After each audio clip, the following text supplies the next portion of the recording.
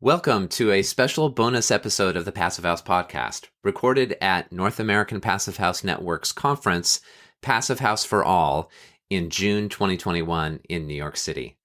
In this, the 16th of 18 interviews we recorded amidst the hustle and bustle of the conference hall floor, I chat with Lori Atwater of Transformation Village.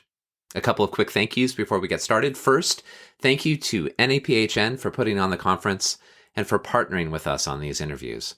Second, a big thank you to our sponsors who make all our work at the Accelerator possible.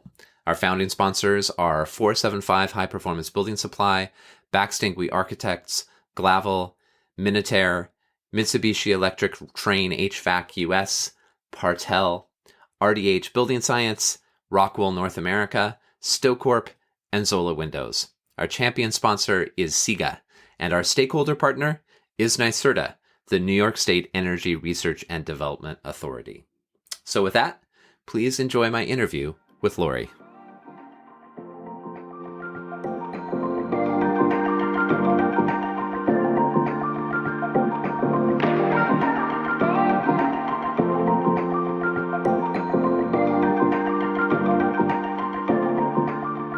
Well, thank you, Lori. This is Lori Atwater from Transformation Village, and we're just getting to know each other. I'm really honored to have a chance to sit down and chat with you. Thank you very much. Thank you so much for inviting me. It's great to be here. Can we start? Can you say a little bit about your work and the work of Transformation Village? Sure. So I'm Lori Atwater. I'm the founder for Transformation Village Incorporated, and our company is a commercial real estate development corporation. And we're founded with the purpose of engaging the housing crisis to provide sustainable master plan communities. And by that I mean the sustainable, meaning that our projects are committed to being environmentally restorative, culturally appropriate, and economically viable. So the old-fashioned three-legged stool. And our projects are predominantly mixed-use high-rise. That's my background, is in capital improvement projects, high-rise construction, and infrastructure. Our projects are all electric and zero net energy. And we look to demonstrate sustainability principles. It depends on the project location. If you're in North Dakota, demonstrating sustainability is going to look a little different than it might be in Southern California. And your work is North America, the United States, the region that you're focusing on? Actually, over the last 20 years, most of my development activity has been overseas. Oh, yes. Got it. And yeah. So before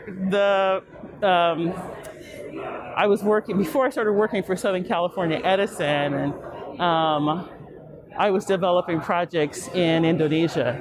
And so solar farms, solar generation, and hydro on the islands in Indonesia. Wow. And we ran into issues with the national policy on renewable energy was shifting, and so my partner and I really kind of put those projects on hold. But I have about 16 sites where we can now go back and look at doing mixed-use high-rise with renewable and energy storage. So we're definitely going to do that.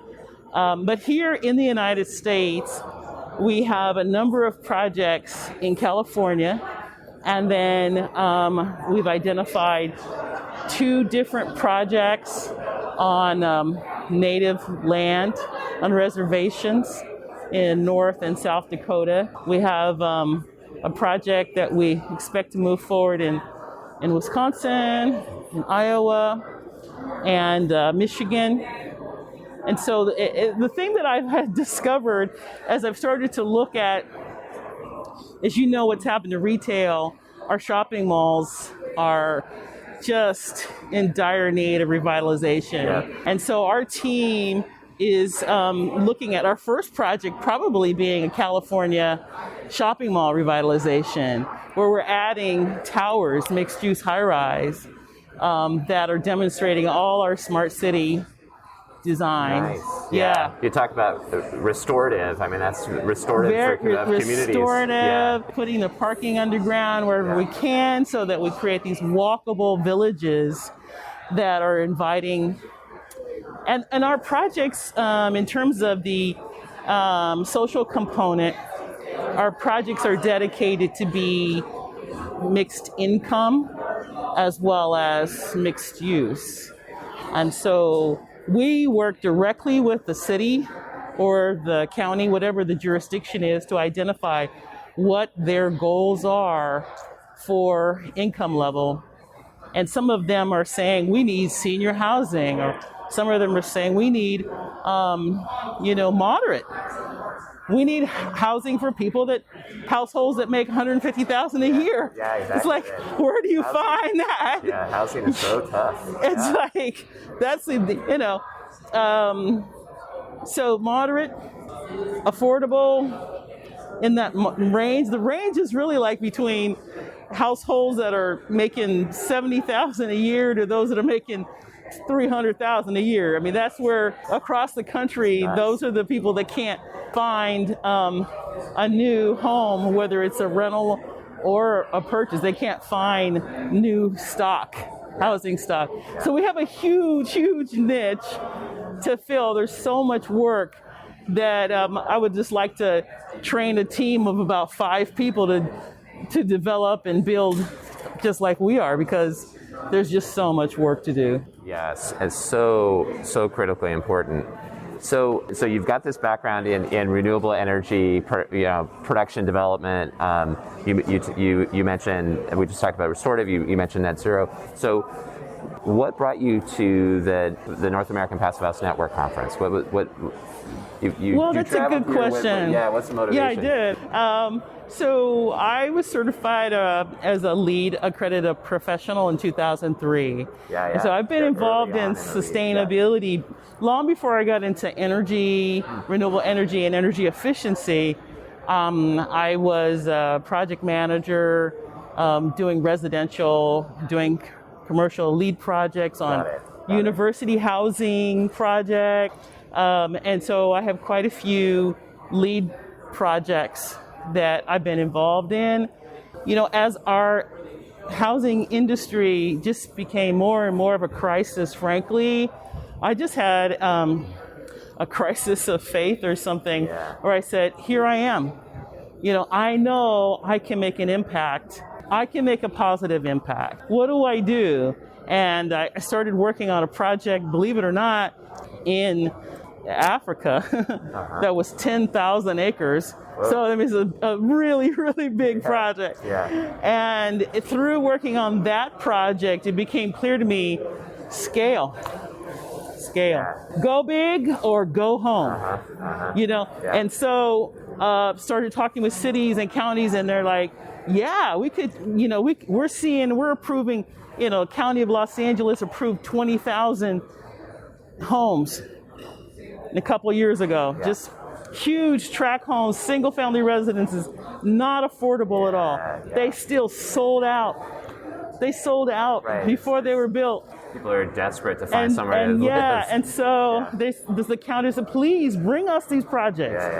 Bring us these projects. And so I'm saying, I'm going to bring you these projects. Right on. Yes. You've got the so being here, the passive house is something we've been talking about for almost 20 years now. That when we're back in the days when we were talking about straw bale walls and things like that. And now there's the production materials, both the roof materials, the subfloor materials, the triple glazed windows, the framing. The manufacturing is actually in place. So we were talking about 15, 20 years ago, we're going to make it, And so now it's really exciting to be able to ramp up this company, come to the show, see the exhibits, get business cards, and say, yes, I can specify your product. And again, if I could recruit more courageous men and women to become developers, I would do that today because there's a great need for courageous folks, you know, and you could call me and just say, how do I become a developer? And walk this journey, with me, because we need millions of dwelling units across the United States. And then if you look outside of the United States, you're multiplying that number, and it's a career, but it's an interesting career because you're responding to the needs of cities. Now, this is a different bent than the traditional developer. The traditional developer has a product that they want the city to accept without modification. Whereas if you're innovative, if you come, my IT background and some of the stuff I've done, I can say to the city, you tell me what you want. Do you need senior housing? Do you need studios? Do you need 4-bed? What do you need? And we can help you build and that. We will modify our offering. We'll write our proposal just for you. That's a really important perspective and approach. Yeah. And courageous. It's courageous. It is courageous. But also, it makes sense though. It takes a little bit of fearlessness.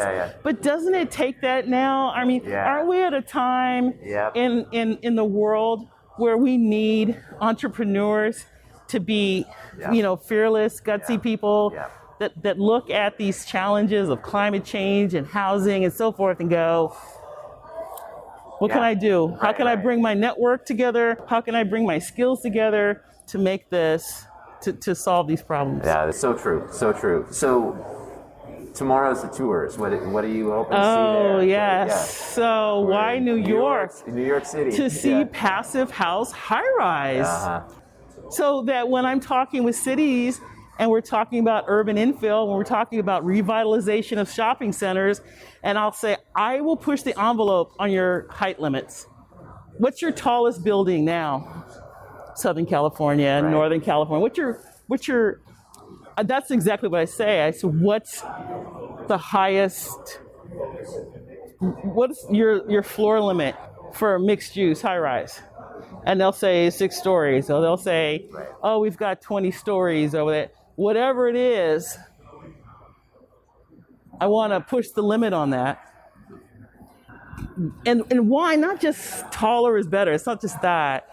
It's that we can then do the most environmentally restorative thing with the land. Put the parking underground and let's restore the land. Let's tear up all this asphalt and create places where our kids can put their bare feet in the ground, where the bugs and the bees can find a place, a haven. And don't we just love that? Don't we just love walking through vegetated spaces and forested spaces? You can imagine coming down from your apartment, coming down from your condo, getting a cup of coffee, sitting outside and having the bees and hearing the birds. And you know that there's some restoration happening in the community around you. All the engineers and architects, people that I know who are looking for housing desperately now, they say, Lori, how can I invest? How can I be a part of this? So I know I've taken a while to develop these projects, and I wanted to make sure it wasn't just California, and it's not. And especially when I go to these projects tomorrow during the tour, some of them look exactly like what we would do at the shopping centers. We'll put towers there. I mean, what you're describing, the vision that you have is really compelling and inspiring. You've got this wealth of expertise, and from kind of energy infrastructure through buildings. And I feel called to this. I feel called to this, and being here, yes, I want to see the exhibits with the products. I want to go on the tours, but also my heart's desire is to meet developers, experienced commercial real estate developers who are committed to sustainability, who say, you know what, we have a crisis on our planet, and the built environment now needs to respond. We can no longer build the way we have in the past. We need to tear down what we can, rip up the asphalt, allow the earth to breathe. That's my quest, are to find experienced developers who would mentor me. Yeah. It would just be a blessing to me to be able to pick up the phone and say, I'm getting ready to go talk to the city of ABC about this project. Let me send you the site plan. Is there anything that I'm missing before I start negotiating with the city? And these guys have been doing this. Most of the developers are generational developers. Development has been in their family. I mean, their family owned real estate investment trusts. Right. Passed down from Yes. generation to generation with all. And that's cool. I mean, I Yeah. want to pass down a real estate investment trust to my kids Right, and grandkids, So that's why I'm here. A couple of years ago, I participated in an accelerator, a clean tech open in Los Angeles. And they were like, we don't usually deal with real estate, But I wanted to participate in an accelerator so I could practice pitching and that I could practice, being questioned about these things. Yeah. But if you know of a commercial real estate accelerator program, then we're going to keep our eyes open. And I mean, what you're doing is so important. We need to figure out. I don't know. We're going to help you. I don't know how. We'll try to make some introductions. Yes, it's to share. Figure out that network. The connections that you have. Yeah. With and questions that you may have someone in your family who's been in commercial real estate development. You can say, hey, there's this lady that's looking for mentoring. This is a time for being uncomfortable. It was mentioned in one of our sessions earlier that because of the differences in culture across our country, that people tend to align themselves and network with people who look like them. It's just more comfortable to do that. And then when you see somebody who's not like you, you think, well, let me introduce you to another person that I know that looks like you do. It's like, no, invite me into your space. Yeah. And I might say something or I might correct you, but it is a season of being a little bit uncomfortable. Yeah. So. Well said. Thank you. Thanks so much. Thank you. Thank you for the opportunity. It's going to be a great ride. I hope you enjoyed that special bonus episode of the Passive House podcast. On behalf of everyone here at the Passive House Accelerator, thank you for listening, and stay tuned for more on the Passive House podcast. Thank you. Bye-bye.